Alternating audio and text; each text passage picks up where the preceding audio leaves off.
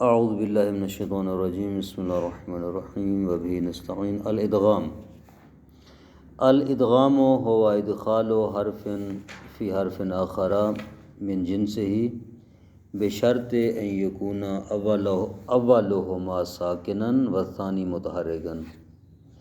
یہ ادغام کے متعلق بات کر رہے ہیں، ادغام کی تعریف کر رہے ہیں۔ ادغام کسے کہتے ہیں؟ کہتے ہیں کہ ادغام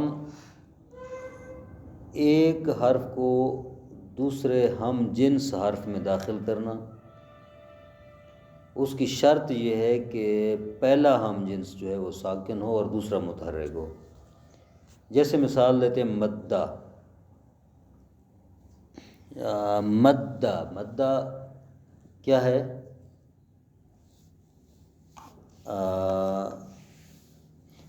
یا یمدو، یم دو دو، ہاں یم دو دو میں کیسے ہوا؟ پہلے حرف کو ساکن کر کے پہلی دال کو دوسری دال اس کو ادغام کر دیا گیا، یم دو دو۔ مدہ میں بھی ایسے ہے۔ یہ ہے اس کی جو تعریف ہے ادغام کی۔ آگے بتا رہے ہیں کہ اگر دو ہم جنس میں سے پہلا ہم جنس متحرک ہو یا حرف مد کے بعد ہو۔ حرف مد کسے کہتے ہیں؟ الف یا واو۔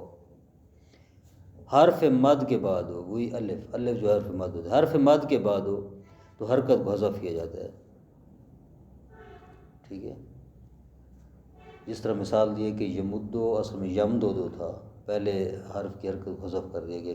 یہ قاعدہ بتا رہے ہیں کہ اگر پہلا ہم جنس متحرک ہو یا اس سے پہلے حرف مد ہو، یعنی الف ہو تو حرکت کو حذف کر دیا جاتا ہے، اس پہلے ہم جنس کی حرکت کو حذف کر دیا جاتا ہے۔ جس طرح مدہ بتایا کہ مادہ دا ہے، اب یہ پہلا جو ہم جنس ہے دال متحرک ہے، یعنی دونوں ہم جنس گویا متحرک ہیں، تو پہلے کی حرکت کو حذف کیا جائے گا تاکہ اس میں ادغام ہو۔ یا ماددا یماددو یعنی با مفاعلہ، تو پہلے ہم جنس سے پہلے الف مدہ ہے، لہذا دال جو ہے وہ متحرک ہونی ہے، اس دال کی حرکت کو ہم حذف کر دیں گے، بن جائے گا مادہ۔ اذا کان اول المثلین متحرکا و مسبوقا بحرف مد توضع فرقۃ، اگر دو ہم جنس میں سے پہلا متحرک ہو یا حرف مد کے بعد ہو تو حذف حرکت ہو، اس کی حرکت کو حذف کر دیا جائے گا۔ جیسے مدہ، مادہ اصل میں ماددہ اور ماددہ تھا۔ وَإِذَا كَانَ مَسْبُوقًا بِسَاكِنٍ صَحِيحٍ تُنْقَلُ حرکۃ إِلَىٰ مَا قَبْلَهُ، اگر اس سے پہلے حرف صحیح ہو اور ساکن ہو، مدہ نہ ہو، حرف مد نہ ہو بلکہ حرف صحیح ہو، غیر مد ہو اور وہ ساکن ہو، تو اس ہم جنس حرف کی حرکت کو منتقل کیا جائے گا ما قبل کی طرف، یہ ساکن ہو جائے گا۔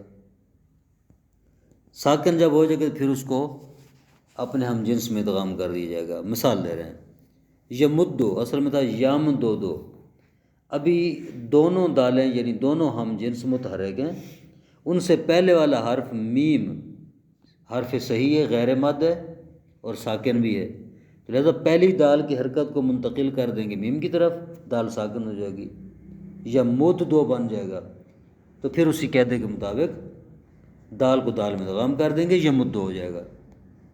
ٹھیک ہے،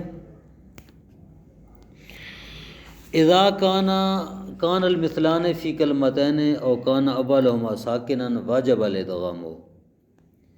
میرا خیال کافی ہے۔ صلی اللہ علی محمد و علی محمد۔